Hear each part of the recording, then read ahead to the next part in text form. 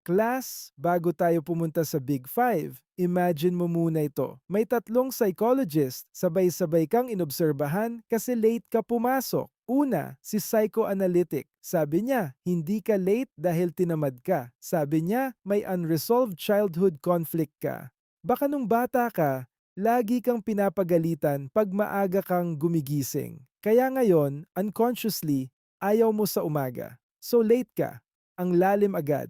Pangalawa, si behavioral. Sabi niya, simple lang yan. Late ka kasi natuto ka maging late. Baka dati, late ka na, wala namang nangyari. Walang punishment. So na-reinforce ang pagiging late mo. Parang aso na tinuruan. Medyo masakit pakinggan pero ganun ang logic. Pangatlo, si humanistic. Sabi niya, hindi ka late. You are in a journey. Baka hindi aligned ang purpose mo sa ginagawa mo. Gusto mo lang mahanap ang true self mo. Kaya hindi ka motivated pumasok on time. Parang biglang life coach ang dating. Ngayon, pansinin mo, lahat sila may explanation.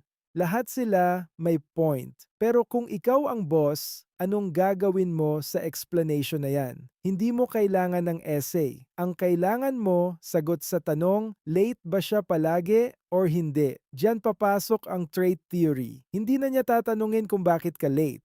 Titingnan niya, consistent ka bang late? Ibig sabihin, mababa ang conscientiousness mo. From why you behave, naging how you behave. So tanong ko sa inyo, kung kayo ang manager, mas gusto nyo ba ang malalim na explanation o yung tao na pumapasok on time?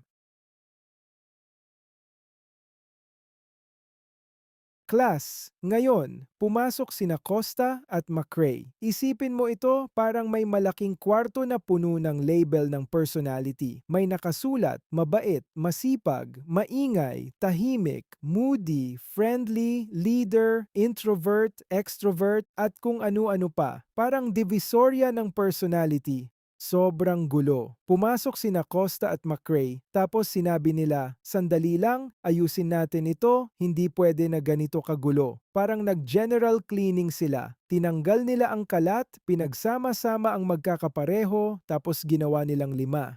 Limang core traits. Diyan nabuo ang Big Five. Parang sinabi nila, hindi mo na kailangan ng isang daang description. Kaya na natin isummarize sa lima. At hindi lang basta ayos, ginawa pa nilang measurable. Hindi na ito basta feeling, may questionnaire na, may score ka na, pwede ka nang i-compare sa ibang tao. Halimbawa, hindi na lang sasabihin, mukhang masipag ka. Sasabihin na, mataas ang conscientiousness mo. So from chismis level na description, naging scientific na. Pero tandaan ninyo ito, hindi nila sinasabi kung bakit ka ganyan. Hindi nila pinapaliwanag ang childhood mo or trauma mo. Ang sinasabi lang nila, ganito ka kumikilos consistently.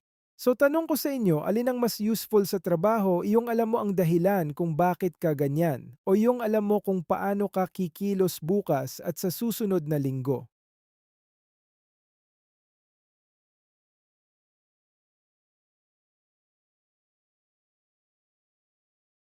Class, quick check tayo. Tanong, who made personality measurable? Pero huwag agad sumagot, isip muna tayo. Isipin mo parang beauty pageant ng psychologists. Si Freud lumapit, sabi niya, I explain your unconscious. Ang lalim pero walang score. Si Skinner, sabi niya, I control behavior through reinforcement.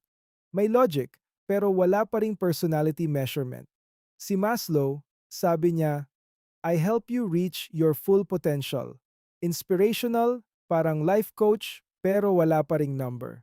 Ngayon, pumasok sina Costa at McRae. Sila lang ang nagsabi, bigyan natin ng structure, bigyan natin ng scale, sukatin natin. Parang sila ang naglagay ng grading system. Hindi na lang basta mabait ka o hindi. Pwede nang sabihin, mataas ang agreeableness mo, mababa ang neuroticism mo, ganun. Kaya ang sagot dito, Costa at McRae. Pero mas importante kaysa sa sagot, ito ang shift na gusto kong maalala ninyo. From puro explanation, naging measurement. From kwento, naging data.